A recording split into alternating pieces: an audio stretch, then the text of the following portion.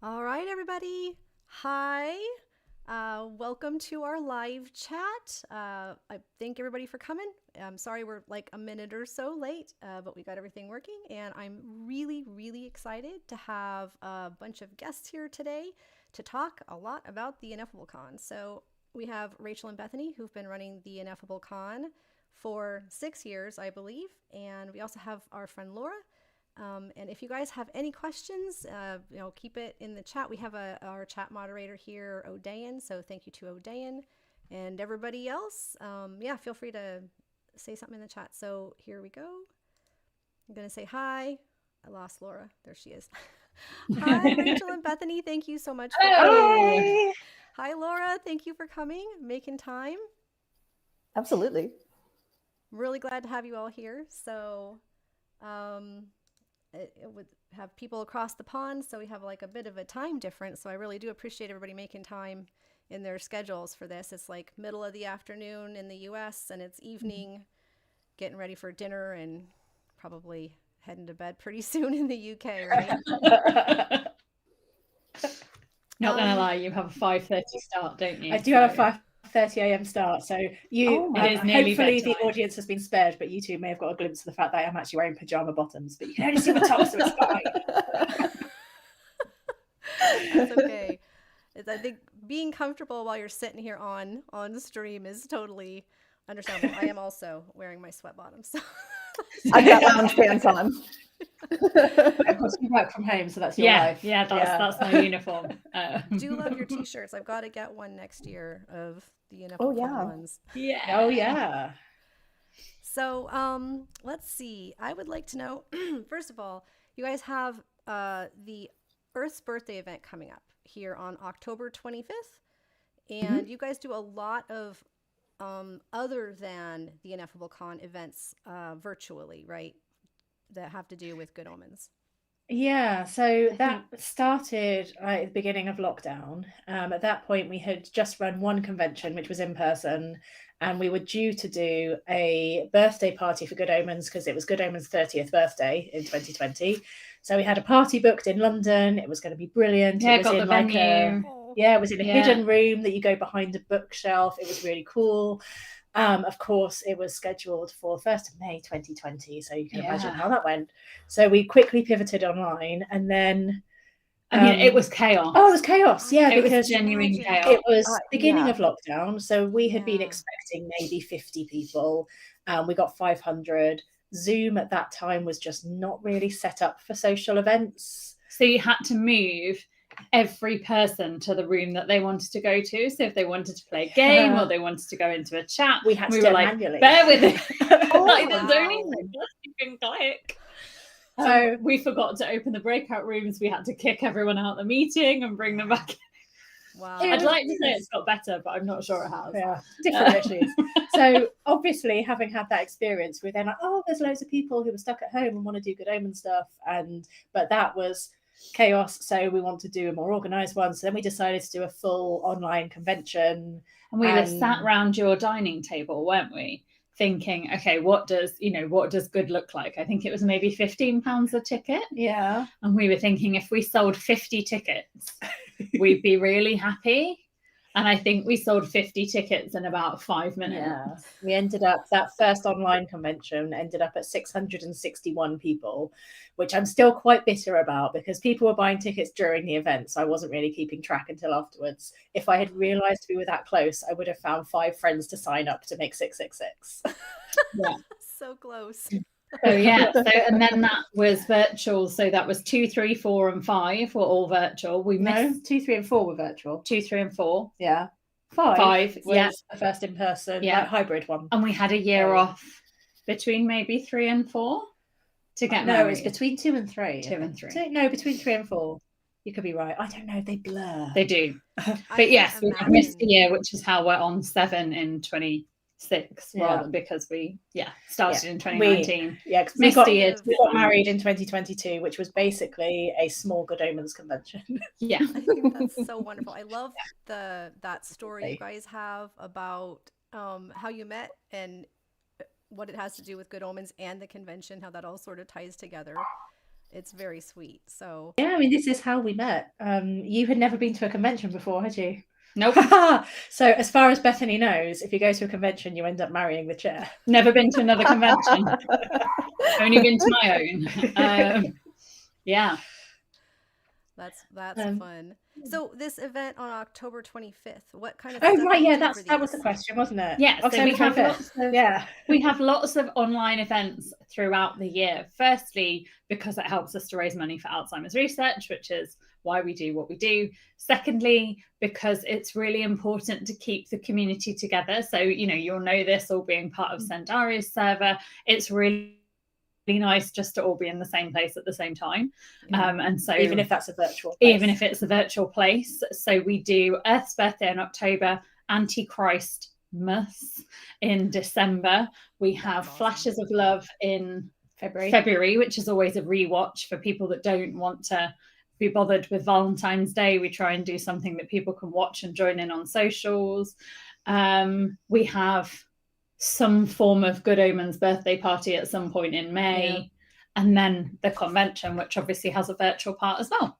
How do you keep I was thinking just putting together the convention must be so much work, so much like organization. I can't imagine how much you have all of these other things you constantly are doing. So it's year round. It is year round. We've, for good reason, we've never kept a tally. But we did last year a little back of the envelope. How much of our time does this actually take up? And we worked out it was at least minimum the time we could easily account for on the back of an envelope. 3 months of a full-time job each.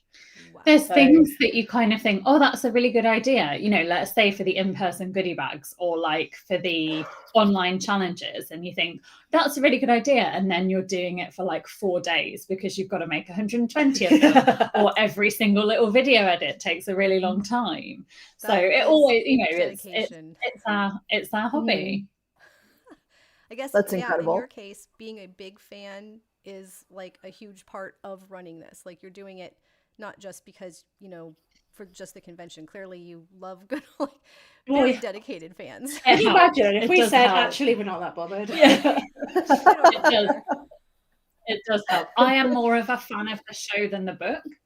Whereas I have been a fan of the book since, not quite 1990. I think I read it in 91 or 92.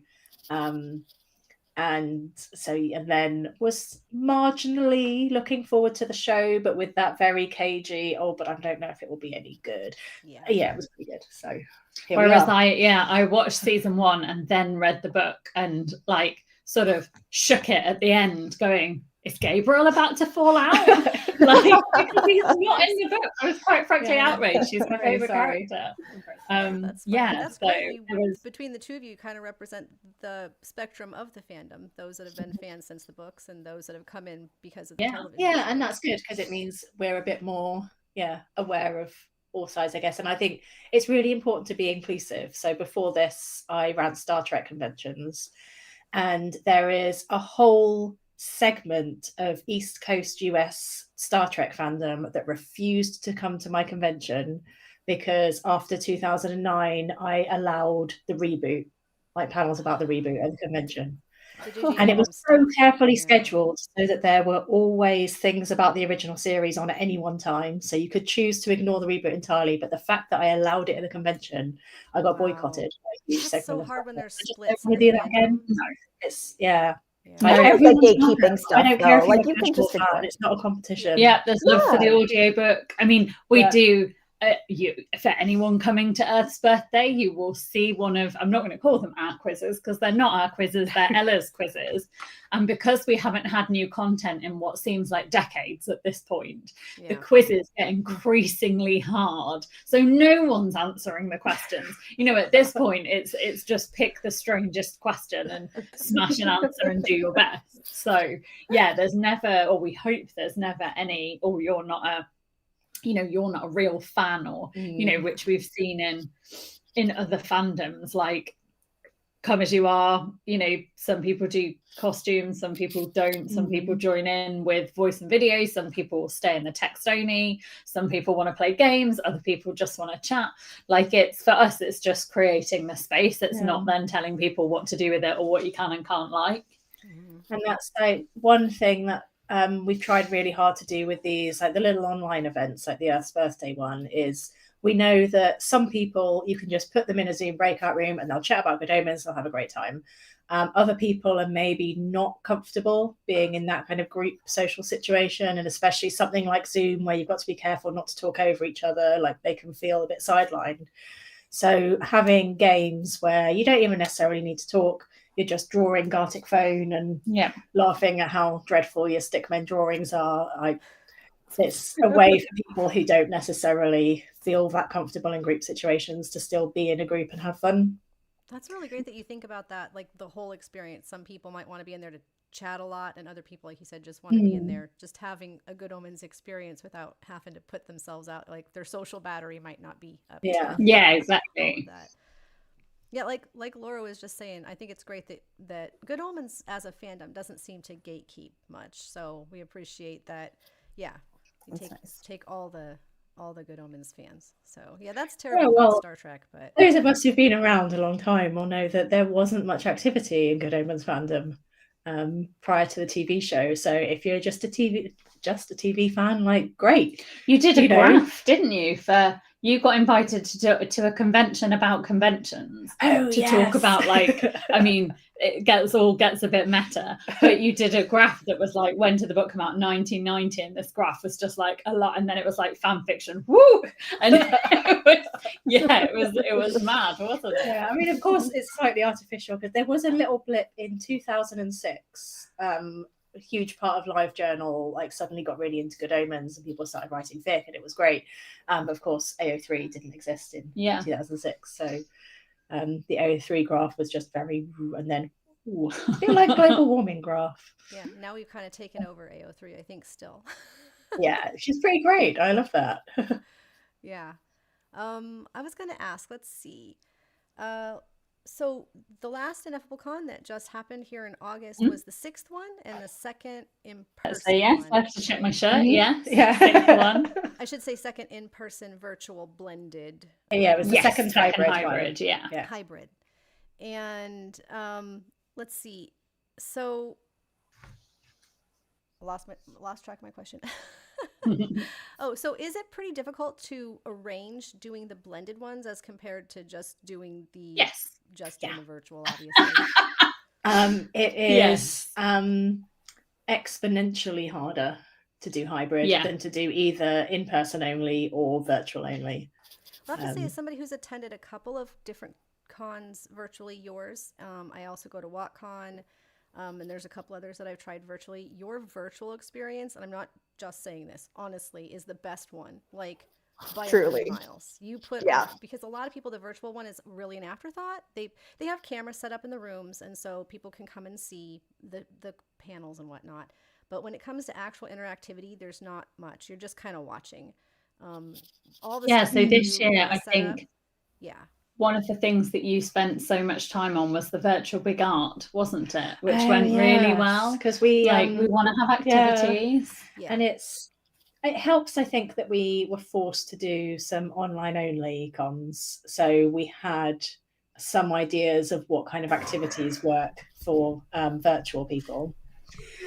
But yeah, the first of the hybrid ones, Tick 5. Someone called Julia did this fantastic big art where she took a piece of art. It was actually the screenshot of the kiss, wasn't it? Yeah. And copied it onto little panels and just had everyone at the convention painted a panel and joined it together. It was brilliant. And people absolutely loved it.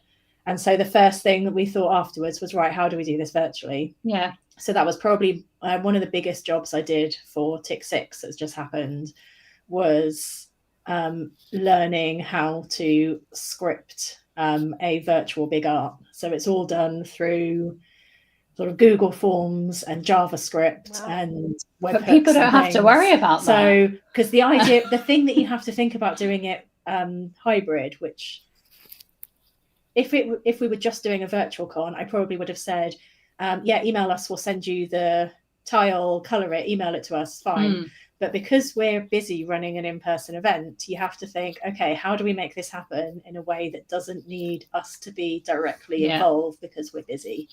Because we've got this entire in-person event. We've only got 2 people. So thinking about how we can make it interactive, but in a way that is semi-automated. I think we have limited numbers of hands. The only fail that we've had, and people can correct us in the chat if we're wrong, but I think the only fail that we've had was tick 5, where we thought we'd put the virtual lounge and the in-person lounge together.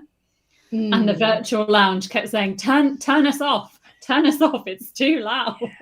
It seems like a really good idea. I vaguely remember that, yes. Yeah. The last one. People say, oh, but we want to still have the lounge experience. So for anyone who hasn't been to a virtual one of our events, we have just a Zoom lounge set up, which is no panels and stuff, just go and hang out and chat. So like the bar at a physical convention. And they wanted to be able to chat to the in-person people, and we were like, we can totally do that. We've got an in-person lounge, where people hang out, do arts and crafts and stuff, play games. We can put a camera up in there and have them in the Zoom. But both sides hated it. The feedback was like, don't do that again. The in-person people were just like, oh, can you mute it because noise, or they didn't really like being watched. And then the people who were in the Zoom were like, you're making too much noise. Shut up. We can't hear each other. So they were just like constantly on mute. So but other than that, hopefully you've got to try these things, and you try it and go, okay, no, we weren't right. So we have like little games and activities for the online people when the in-person people are eating. So hopefully people aren't sort of sat around doing very little. I guess one of the downsides is all of the programming, as it always is, whether it's virtual or in person, is always in BST because we're in BST, but we do have kind of lounge activities going on overnight as well, with volunteers that are happy to host games and things like that. So each year we hope we iron out a few more issues, but then each year more issues arise. There's always more. Having been to some other hybrid cons, I'm not going to say that what we do is perfect because we make mistakes every time. But one of the mistakes that I see people continuing to make is to have too much manual effort need to go into the online experience. So the biggest one is you've got a panel, you've filmed it, you've probably live streamed it, so people watching it live are fine, but then you want to have it available on demand for people in different time zones or who were watching that other panel at the time or whatever. And I've seen so many cons just go, oh yeah, give us a minute, we'll edit it and upload it. That's not happening. No, just get it You've on got there. like dozens of program items during a con. There is no way you can manually upload them at the rate that people want to see them. So then anyone coming to our con, literally you get to the end of a panel, you click it, you can watch it back, it's there already. And it means again, like we do have those imperfections, like you get the, okay, we're just waiting for people to come in and settle like at the beginning, but fine, you can fast forward it as a recording. And at least I noticed, you've had an improved experience too between the first one I attended, which I want to say was 4. Yeah, I've been to 4, 5, and 6. So yeah, between 4 and 6, the virtual experience, even though it was very good at 4, still like better, like I said, than others I've been to. Clearly you're learning, mistakes happen, but you use them as learning experience, right? So, I like getting feedback from people, what people want, what's working for them, what isn't working for them. We had, when we did, I think maybe the first virtual one, there was no automated subtitles at all. They were janky. And so we had volunteers transcribing and re-uploading after the panels for people to watch. Tech's come on a long way in and of itself, hasn't it? So automated subtitles are by no means perfect, but they are usable as a starting point now in a way that they weren't. It could not manage any name at all, could it? We were getting all sorts for a zero fail. It was marvelous. Well, we still I think do. the tech for that has improved a lot. So at the first online one in 2020, we thought, well, the automated subtitles just don't work. We even looked into some really expensive paid versions, and they were so bad. Yeah. So we paid professional, what they called transcribers. Yeah. to do actually closed manually? captioning live, just for our special guests, because they're wow. very expensive, because they are very highly skilled. So just for the big special guests, we had live captions. Wow. They couldn't keep up either. And actually, I would say the quality of that, no disrespect to them, it's an incredibly difficult job, is probably worse than a 2025 automated subtitle. Yeah, definitely better than a 2021 automated subtitle. But yeah, now, you know, things are so much better. But yeah, there were some clangers. So Laura, you attended the most recent one virtually, correct? Yeah. I did, yes. Yeah, what did you think of the experience? What did you have, like a super memorable moment or something that you wanted to share with them? Yeah, I mean, I had a great time. I actually liked Comic Geekery's pronoun talk so much. Yes, that was very funny. It was so funny and so informative. Like if you write or are interested in the English language at all. And we actually liked that so much that I reached out to them and asked if they would do another panel like that on the server. And so we actually had them on recently to talk about other questions that people had submitted. To like ask a professional author, and it was so much fun. So yeah, like want to see more of that content for sure. Yeah, I love that the panels are mostly, for the most part, they are fan run, fan made. So you get such a variety. It's not, we totally appreciate the special guests, but it's so much fun to have so much of this other content that you guys, just this wide variety. It's never been our thing. The special guests. But like, we like the special guests that tell you things that, like, we'd be hard pushed to turn down Michael Sheen or David Tennant, and we certainly wouldn't, because obviously everybody would love them. We've asked again, we've asked thrice and then some. But for us as fans, we really like people like Peter Anderson, like I always forget his name, Gavin Finney. That I have to ask her every time. I'm like, Gavin Finnemore. No, John Finnemore, Gavin Finney, who sort of do all of the backstage bits, the behind the scenes bits that otherwise we don't get to see, the costumes and things like that. I think that's amazing that you guys have those kinds of guests, because those people get so often overlooked in all fandoms, I think. And they're the people that, I mean, the actors, like you said, be hard pressed to say no if you wanted to talk to them. But we promised we wouldn't, and we never have. Yes. But you run the con that you want to go to, I think. And I think for us, like, it is nice to have guests, I mean, mostly from our point of view, because it helps us raise more money for charity, honestly. It does. But the reason we're in fandom is not for that. We don't go to the big like show conventions where you queue for an autograph. We're not into that. Fandom for us is about community, and that's what we hope to do with the con, is just providing a space for the community. And that means people get to do panels on whatever their little pet passion is. Yeah, I love that. I do. And like I said, those the guests that you do have, the special guests that you do have, because it's more behind the scenes, I think you get actually a lot more information, a lot more of that stuff that fans are curious about how something is made, all those sorts of details. It's just, I think it's fascinating personally. So I agree with you. I love talking to people like Gavin Finney and Rob Wilkins. You get all of the really cool, like just stuff nobody's heard before. They're fun to talk to. I think Gavin Finney was one of my favorites, because one of the things that is great about the TV adaptation of Good Omens is it's so beautiful. And so he's obviously very passionate about what he does. I know nothing about cinematography, so hearing him talk about the work that goes into the tiniest little details of shots that only people like us would notice. So no one else has probably ever asked him about that before. We could do a bit of a plug that previous conventions are available on the website for a donation to Alzheimer's research. So you can go back and watch. There will be panels missing, either because special guests haven't allowed us to record them, or any guests, not even our special guests, some of our panelists. Yeah, some panelists might ask for that, but the majority of things are kept on the website, so that people can go back and watch the bits that they might have missed. So the I think it was Tick 2, we had the season 1 costumier. Oh yes, Claire Anderson. That's so fun. Okay, it was lovely. She was. I had to go back and find that. All of the costumes in the show. It was that was really wonderful. That's awesome. Obviously, Peter Anderson is our favourite. We love Peter Anderson. He's been coming every year since Tick 2. For anyone watching who doesn't know him, he does the title sequence. And some of the stuff we've learned from him, like, it never would have occurred to me in a million years that the astronaut in the season 1 title sequence is live action. Is it not? And it's Peter Anderson? It is in fact Peter Anderson in an That's astronaut. amazing. That was a fun fact to learn. All the stuff he reveals about, yes, what's going on in the title sequence, how they make it, all the little secret Easter eggs they hide in there. There's so much of it. It's a ton of stuff. He's a great guest. So, you have another con? You're already planning the Ineffable Con for next year. We decided.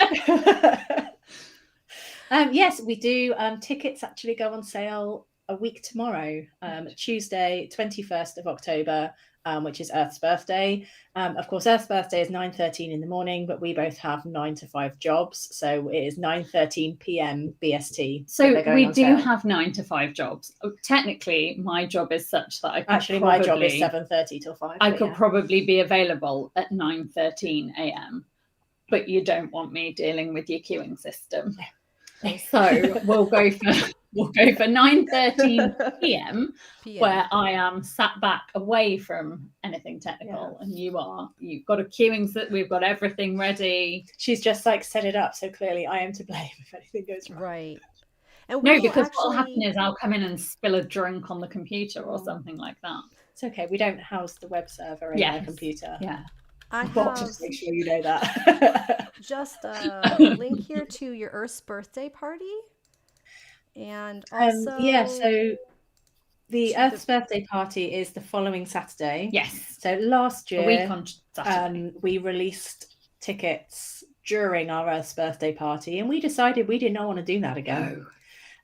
Particularly because a certain one of our special guests made life very difficult for us by making these tickets probably very popular. Yes. And so we just want to make sure that we are not distracted and we can focus just on that when they go on sale. Yes. Okay, that makes sense. Yeah. And then people can come and obviously be excited whether they're coming in person, whether they're coming virtually.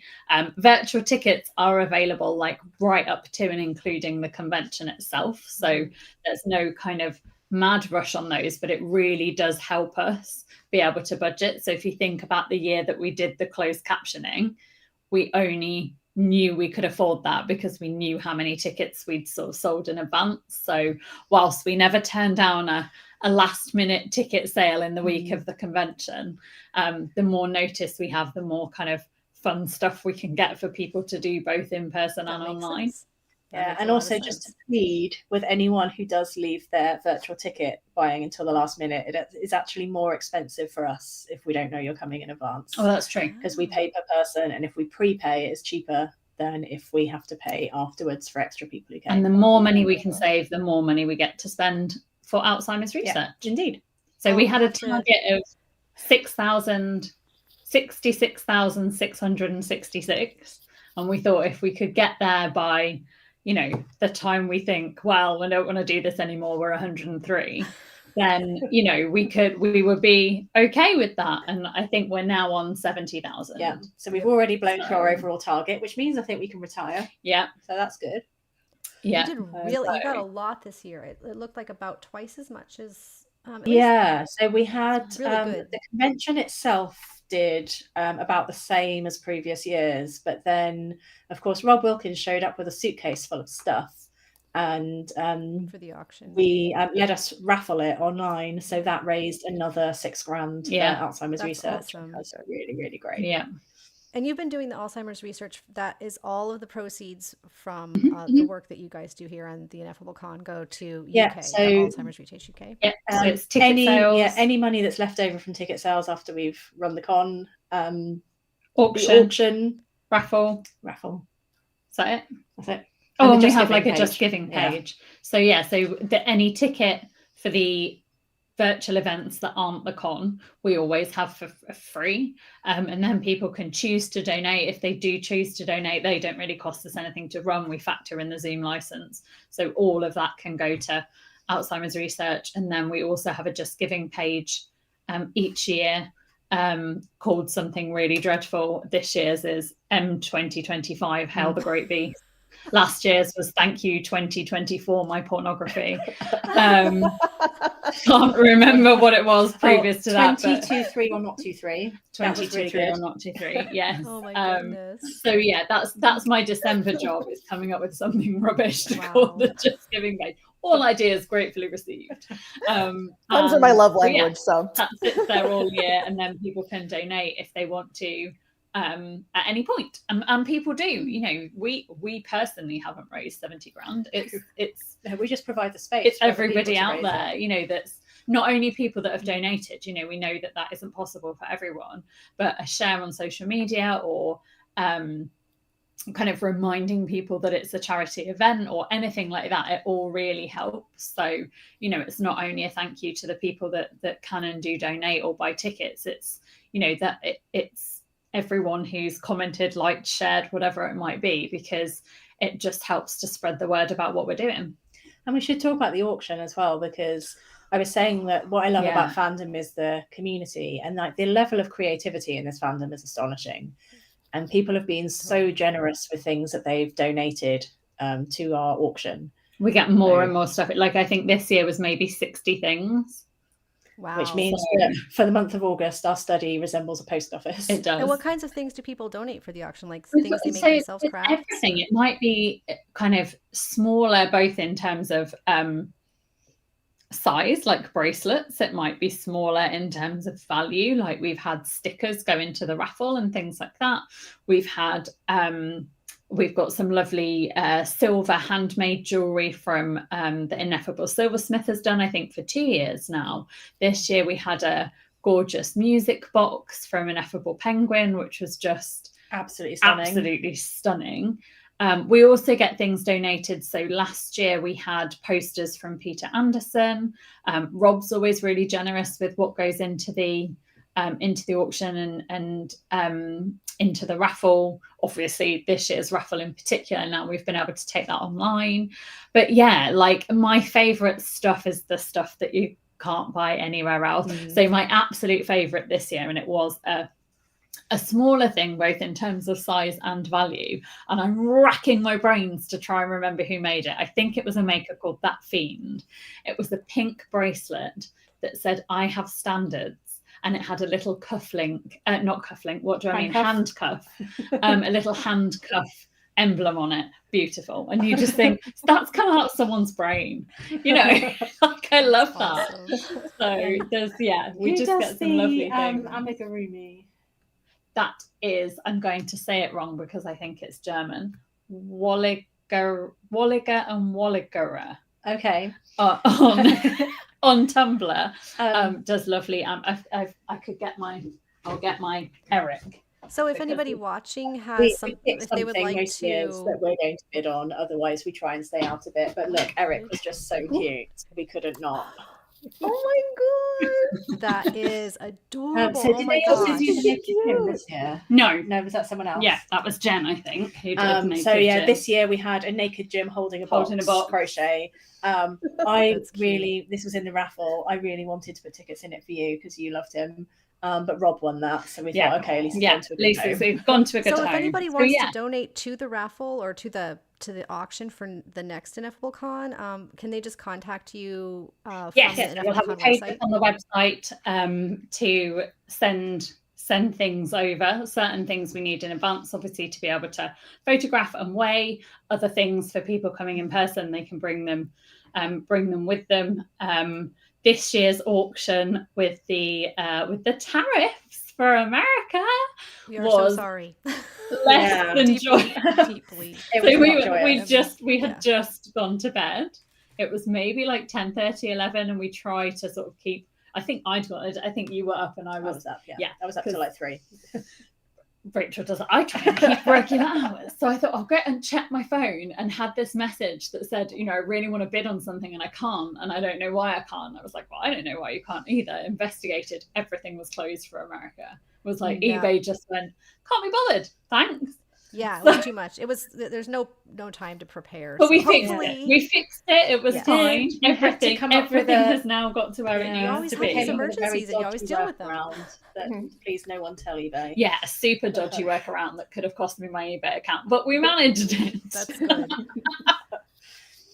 Hopefully we won't have that kind of sudden changes with the ability to ship things. So Yes. that was and just this is one of chaos the this year. issues with, because we only do an auction once a year. I think if you make a living from selling things on eBay and you're selling things on eBay all the time, you know that. you would probably have been aware of this change. But we come in after a year and then go, oh shit, what's happening? No.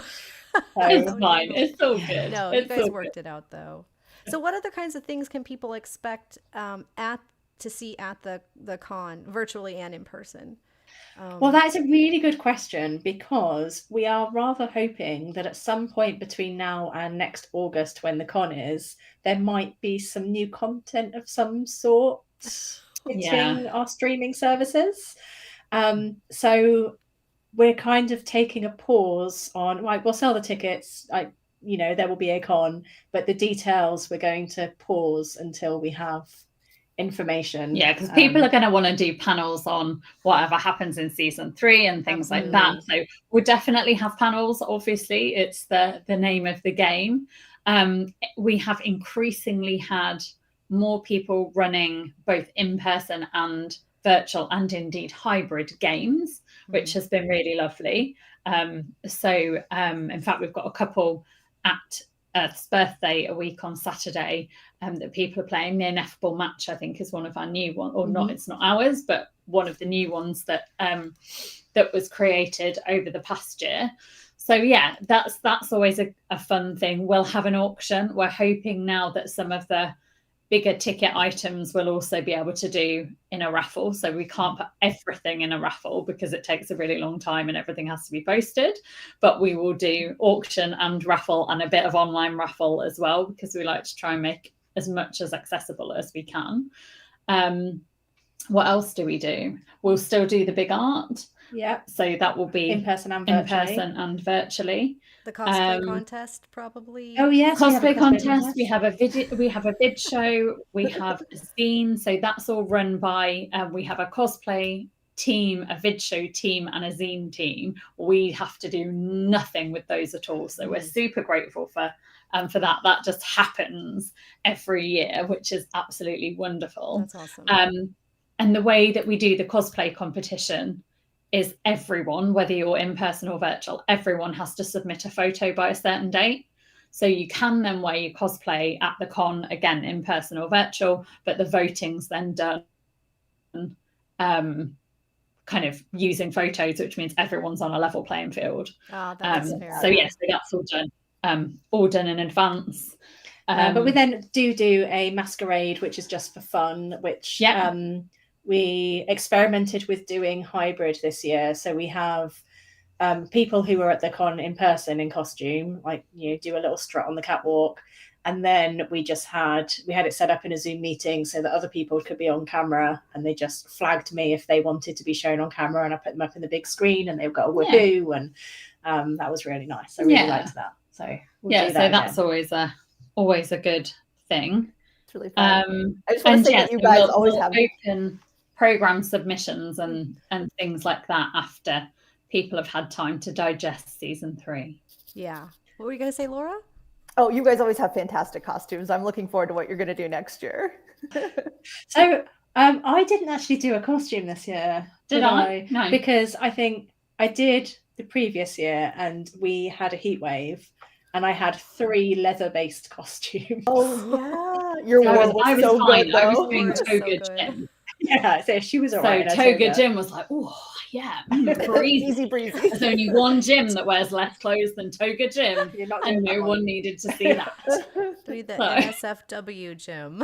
Exactly. But then on the Saturday night, you did Fabulous Jim. Oh my goodness! Big fur coat. I have never been hotter in my entire life. I'd got a 1980s like blue polyester suit that I'd then got like Hot Fix Diamante on, and then like a blue and cream sort of ombre fur jacket, and it was maybe 28 degrees.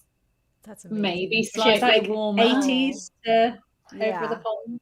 cooking. And I was just, I went back to my room to get all of the prizes ready, because obviously for people who win the quiz, if they're in person, we'll give the prizes. If they're virtual, we'll post them. So kind of to sort everything out. And I'm literally sitting there in my pants, and by pants I mean English pants, not American pants. Underwear. My underwear. And then I thought, I'll just check on the lounge, and honestly nearly logged in. And I was like, I would be violating my own code of conduct. I would have to remove myself from the convention. I was literally like I think I'm not small in the bosom department. And I think as I leant over my laptop, I just went, holy moly. Oh my goodness. I should just put some more clothes on. So I've heard of a butt dial, but tired we get, things like that nearly happen. But I think those of us that aren't from the area in the UK, I always think of the UK as being fairly cool, even in the summer. So it gets pretty hot there, though. Yeah, usually. Yeah, but global warming. Yeah, yeah, that's true. And it just so happened that we had that heat wave. This year's con was a bit later. It was mid-August. So we thought, by mid-August, it's always cooled down. It was like right after my birthday. My birthday's always freezing. And no, we had another heat wave out of nowhere. Yeah. So apparently it's just what we do. It's get a load of Good Omens fans in one place. We cause a heat wave. So I guess it's good to be prepared just in case for any of the potential. In England, we don't have air conditioning. Yes, there's no air conditioning. Yeah, like certain very modern purpose-built hotels have air conditioning. Most places don't. The function rooms have. Yeah, so tell us about the venue that you guys have been using the last 2 years, and you intend to use it again for TIC. Yeah, so it is in a tiny little, very English village. If you imagine an English village, that's what it looks like. For anyone who, I guess, like Agnes Nutter's Cottage, or if you're a fan of The Holiday, if you've seen Thursday Murder Club. Yes, in fact, that is it. It's the village from Thursday Murder Club, Chitty Chitty Bang Bang. That's the village that we're in. It looks like Tadfield, even though it isn't. It's 20 minutes away from Tadfield. So that entire area. Like, you get this lovely English countryside, and it's a 20-minute drive from Heathrow Airport, which is and has a train line. That's amazing. So it's conveniently close while still having this whole sort of rural. Yeah, and the thing that's really nice about it, so I've been running conventions a really long time, and small conventions have just got increasingly difficult to do. Because it used to be that you went to a hotel and you said, I can block out 200 room nights, and they go, fantastic, have a free function room. That just isn't a thing anymore. For a while they went to, well, okay, but you're going to have to spend £8,000 on food and beverage. And we went, okay. Now it's 15 grand for the function space, and you don't get anything in that. And so we've also got, I guess, two things that make the venue particularly fantastic. One, the fact that they understand how we want to do hybrid, and they've got the camera, and that's brilliant. Two, the staff don't look at us like we're weirdos. That makes a huge difference. And we've been to places, we've been to places where that hasn't always been the case, and it's what sort of costumes are you in? Like it's going to be naked gym.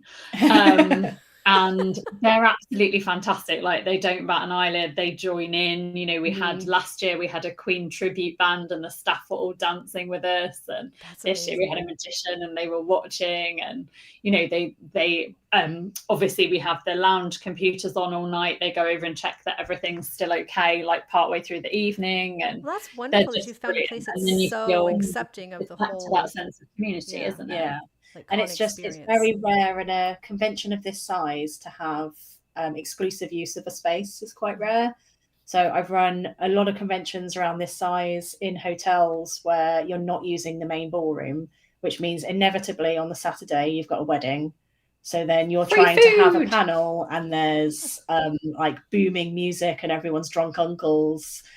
And we're trying to keep kids out of a very not safe for work art show. I've had that at conventions before. That's fun. Mummy, what's that? Yeah. And it's just really nice to have exclusive use of a space. So you don't have to be in panels or anything all the time. Yeah, you can just go chill in the bar, and you know that the only people around you are going to be Good Omens fans. So are there other events like outside of the con venue itself? Do sometimes like the members get together and do other, like, I don't know, extracurricular activities? Yeah, together? so Trixie Spirit Cosplay, who you will most likely, if you have heard of Trixie, their Regency costume, I think, is probably their most famous, but they've got go check them out on all socials. They're fantastic. They run a bit of a kind of fringe program. So I think this year there was afternoon tea at the Ritz. They did the Sky Garden as a group. They've done picnics. Yeah, I think they went to the Globe. Went to the Globe. So yeah, we don't have anything to do with that other than to kind of champion it and shout that it's happening. But it's absolutely brilliant. Obviously, we have lots of people traveling internationally, so then make the most of a trip to close to London. And yeah, for the past, I think 2 or 3 years now, Trixie's organised something around the outsides, which has been brilliant. Awesome. And we have on our Discord, we have a travel channel. So anyone sort of thinking, oh, I want to travel internationally, but I've not done that before, or I've not done that in a while, or, you know, what's changed, then everyone sort of helps each other out, which is brilliant. That's fantastic. Which leads me to another question of, you guys get people from all over the world? Yeah, so this is like something that's quite weird about sort of niche single fandom conventions, is that because it's very, very specific to an interest, people will travel a long way for it. So we have something like 2/3 of the people at our con are not from England or from the UK. Yeah. So we obviously get a lot from the rest of Europe, so particularly Germany. We had France. Someone from Australia last year. Yeah, we've had lots of Americans. And then virtually we've had from I think practically every country that exists. Yeah. We've definitely had every continent, including Antarctica. Because Rachael had a friend there at the time and said, sign up, please, so we can say we've had every continent. So how many people roughly attend in person? What's the number? And like virtually, what has it been in the past? Yeah, in person is limited to 120, which keeps it really nice, like cozy. Online tends to be around 400 or so. So that's this year was large, yeah. And I think, again, the way that we try and do virtual is if you all want to be in the same place at the same time watching a panel and like going mad in the chat, that's available. If you want a smaller breakout room for, 10 people to play a game, that's available. If you want to turn us off and come back on at a different point, you can do that. So it doesn't, hopefully it never feels too overwhelming. We want to try and make it a space that everyone wants to be in. And, that because the panels are available online after the con, assuming we have permission to do that from the panelists, then people can really go at a pace that suits them. And the people who have come in person have said that they've really liked how friendly it is. And I think part of that is not being celebrity focused, because it is just a safe space for people to be weird fans, and that's what we like. Yeah, like you said, it's for fans by fans, right? Yeah. You guys have like still a merch area where you have vendors that set up? Oh yeah, we do. Yeah, we have. Sendarya knows this con better than we do. Yeah. It's like, what have you got? I'm like, I don't know. Yeah, we completely, when we were listing stuff we do at the con, we completely left out the dealer's room. So we have an in-person dealer's room, and then we have virtual exhibitor booths. So some of those will be the same people. But the great thing about a virtual booth is you don't have to be physically sat there. Yeah. You set it up in advance with links to your own shop. So we're not having anything to do with your money. It's all you. And then you can leave it. You can be in there and you can have a little Zoom meeting in your booth and like do demos or games or whatever you want. But most people just set it up, leave it, go and enjoy the con. And it doesn't have to be something for sale either. So we've had people doing like things that they want to show off. So we've had various different art that's just as like a virtual art show. We've had, I think there was a birthday card for Michael Sheen one year that people could sign virtually. So yeah, various like fan projects, so people who are doing zines. There was a song for some Michael possibly at one point. So anything like, it doesn't have to be that you want things to advertise for sale, to fans, just stuff to show off. That's great. So when you create this space for people, they'll use it in the most creative ways, not just definitely. And I can't think of anything that we've ever had to say no to. We try. I mean, don't test us. we there might be things that we've got no idea how we'll do that, but we'll try and work it out. But we want it. It's not our space, otherwise it'd just be us in it. Right. Like that would be dull. It's everyone's space. So we try to kind of make work what people want to show off, and help with. I don't help with tech. You don't want me helping with tech, but Rachael helps with tech. So sometimes we have people come to us and say, I've got this idea for a thing, but I have no idea how to make it work. And I'm like, oh, give me a problem, I will solve it. Rachel will have the answers. That's a good partnership. I'm the same way with my husband. I'm not good with the tech. Whenever I need help, I just gotta ask. I'll otherwise break it. So in the most recent The Ineffable Con, I'm going to ask just a couple like questions, and we can see if anybody in chat has any questions. Do you have anything from the last con, like a specific moment? You probably have dozens or hundreds even, but anything that was like super memorable, exciting, funny, that you wanted to share? I think the thing that really stands out in my memory is it was late on the Friday night. There was a drag show going on in the bar, which we weren't able to show online. That was at the request of the performers. And it was very, very rowdy out in the bar. Everyone was having a great time. I went into the lounge just to check that people in there were okay, because it was a bit loud outside. And they were sat around this table colouring in big art tiles, and said they were really enjoying being able to hear people have a good time, but they had their quiet space. And so I sat down with them and I coloured in a tile and we listened to this like drag show going on outside, and we were just having a lovely chat and a colour in, and it felt really nice.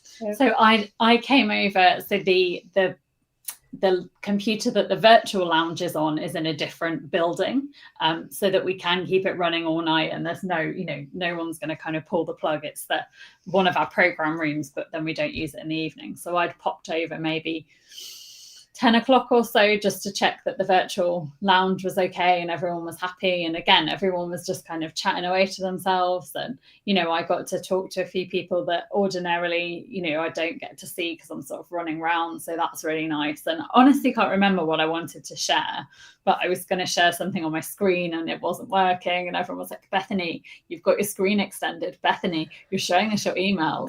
Bethany.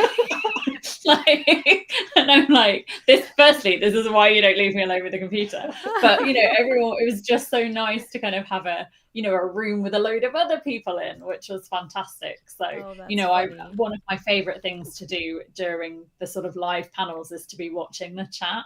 Like I get a lot out of kind of seeing what the virtual people are talking about as well, because it just feels like really really buzzy. I think the musical as well this year was fantastic. Connie and the team did a wonderful job on that. And again, people who weren't I wasn't at that part of Tick 5. I didn't see any of that because I wasn't on the bus. I was driving the van. So it was, loads of people going, we don't know what this is, but we love it. And it's like, that's what you want. That felt just such a fun sense of community.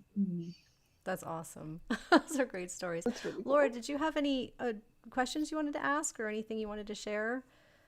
While we're on the subject of like panels and content, is there anything that like you're surprised hasn't been represented in a panel, like a type of expression, something you'd want to see? I'm trying to think. Have we had? We've not had. I think when we get season 3, we might have more about the kind of how all the characters come together. Like we have a lot of Aziraphale, we have a lot of Crowley. Mm-hmm. We don't necessarily have a lot about the other characters who tend to get ignored. I think The thing that I've really noticed about this fandom, in comparison to other cons that I've run, is we don't have as much of a culture of recommending other people's fan fiction. And so every other fandom con I've run, there has always been a panel that is just, let me tell you what my favourite fic is. And you end up with all these flip charts full of notes, and someone types it up and we have an amazing list. Never had that. That's cool. So, yeah. If anyone wants to run that, please submit it. We'll accept it. That was a really good question. Yeah, I'm going to think about that.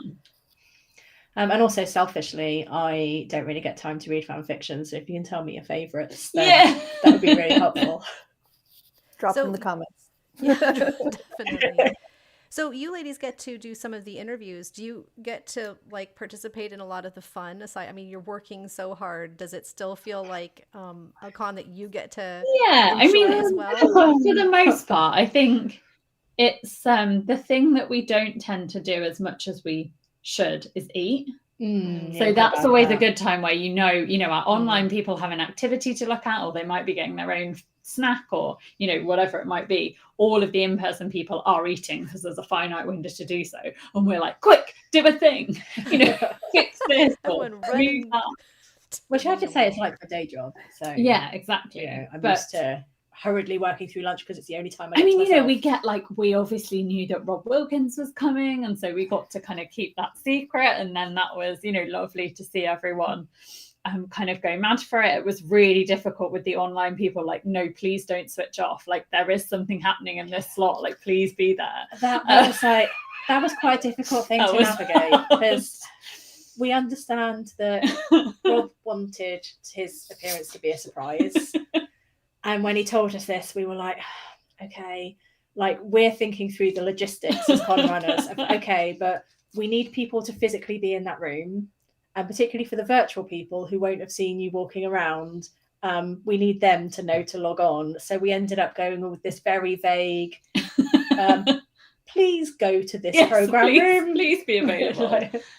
So yeah, like we get to see things like that, which makes it fun. And I think because obviously we do double track programming and there's two of us, we then get to choose, assuming they don't have significant technical requirements, in which case, again, not me.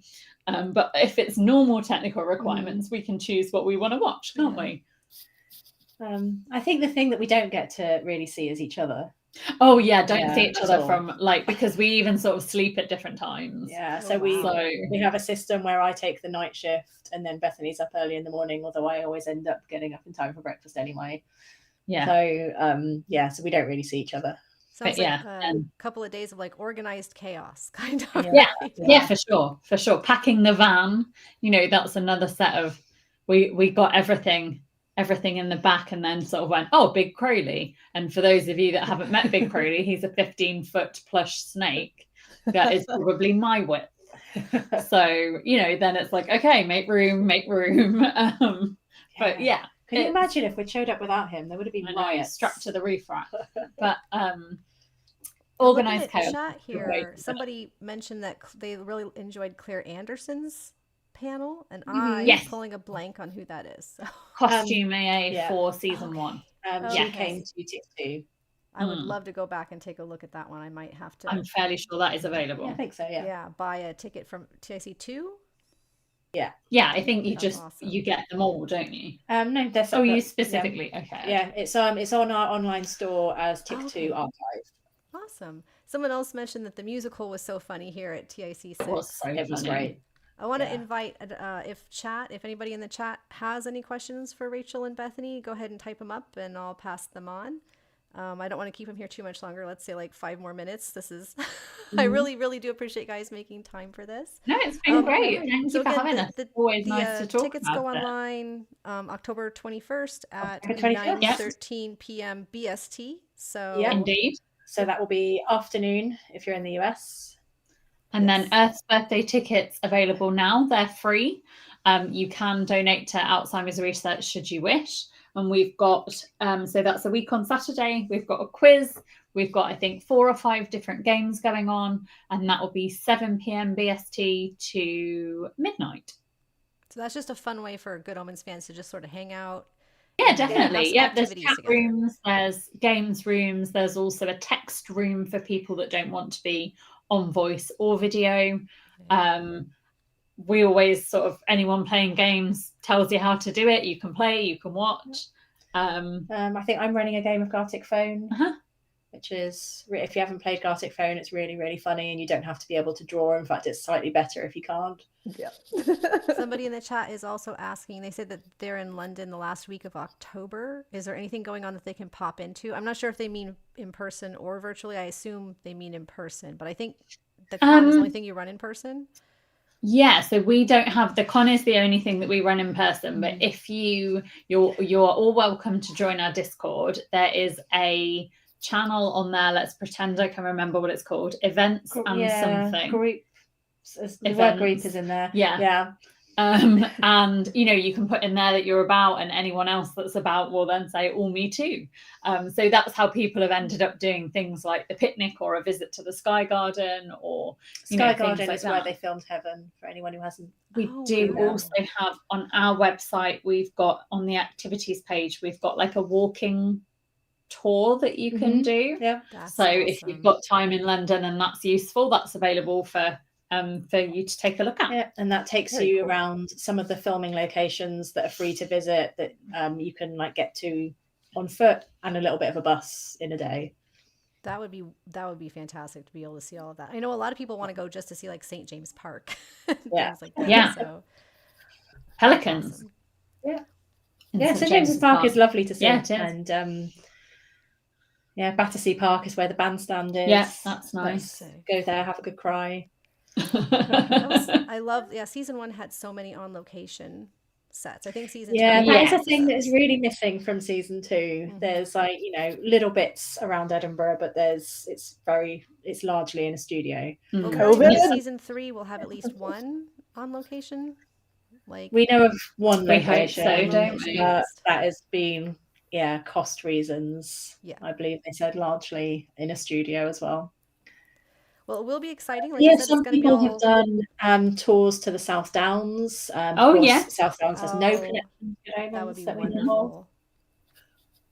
That would be a lot of fun. But it's such a mystery. Yeah, the whole fandom's in this place where we have all this content we love, this one thing yet to come, and so we're like in this kind of limbo space.